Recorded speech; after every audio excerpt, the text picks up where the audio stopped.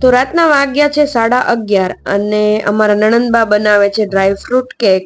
મને last week થી બહુ ઈચ્છા હતી કે એ ડ્રાય ફ્રૂટ કેક બનાવે અને મેડમ ફેબ્રુઆરીમાં તો લગ્ન કરીને વયા જશે.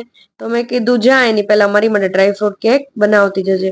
તો હવે આપણે જે રેસીપી છે એ હું મારી કુકિંગ ચેનલમાં શેર કરી દઈશ. અત્યારે તો જોઈએ મેડમ કેમ કેક બનાવે છે. નિશા શું બનાવેશ? કેટલા વાગ્યા? 11:30. 11:30 તો એ બેન કેક બનાવે.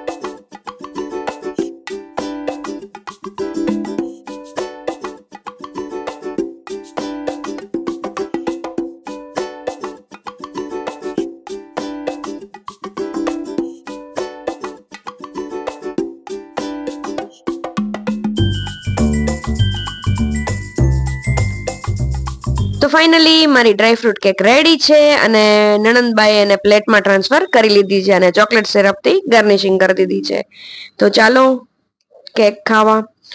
સાસુમાં કેટલા વાગ્યા છે? તમારે 11:30 થી અત્યારે કેક ખાવી છે? ચાલો કેક ખાવા રાતના 11:30 ગરમા ગરમ. જો આવી ગઈ અમારી કેક. ચાલો કેક ખાવા. જાઓ કેક ખાવા. ચાલો બધા રાતના વાગ્યા છે 11:30. ચાલો કેક ખાવા. ગરમા ગરમ ડ્રાય ફ્રૂટ વાળી કેક.